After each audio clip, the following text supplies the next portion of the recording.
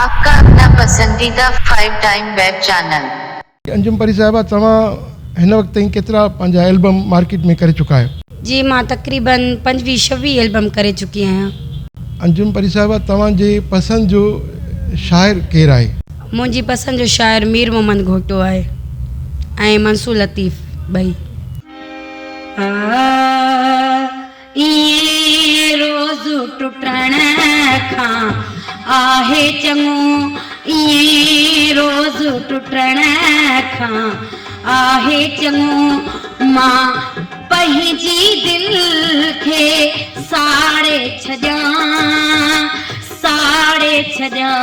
इएं रोज़ टुटण खां आहे चङो, इएं रोज़ टुटण खां आहे चङो, मां पंहिंजी दिलि खे साड़े छॾियां।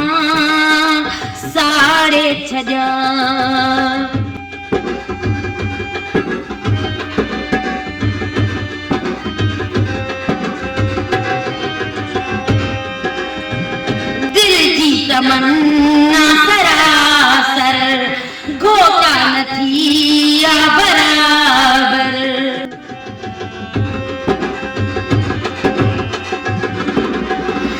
दिल जी तमन्ना सरासर घोटा न थी या बराबर, ॼण त हुस्न जो बाग़ रही वियो रोशनी वारो सिज लही वियो, अॼु मीर मोहम्मद खे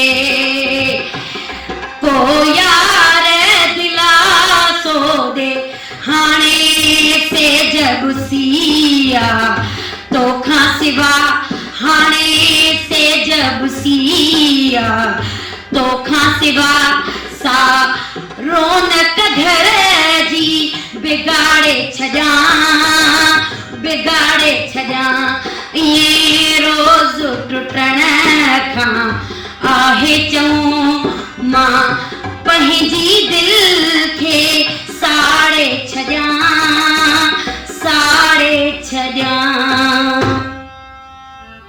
अचो त असीं अंजुम परी खां पुछूं पिया त हींअर असांखे कंहिंजो गीत ॿुधाए पई।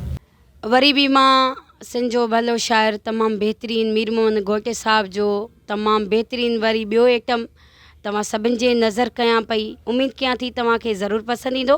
असांखे कमेंट करे ज़रूरु ॿुधाईंदा त हीउ सॉन्ग तव्हांखे केतिरा पसंदि आया। वॾी महिरबानी। मराठी यार खे घुरायो,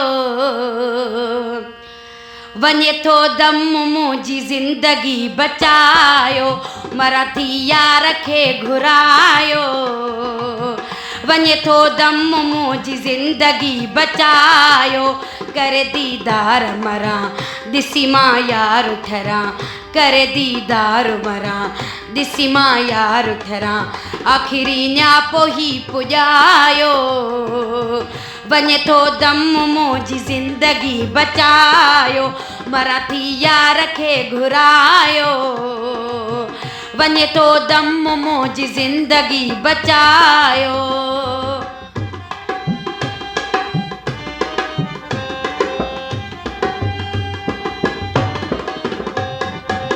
मेरे मोहम्मद घोटो मूंखां थो दूर रहे, जीअं सहां थी सुर ईअं न कोई सहे,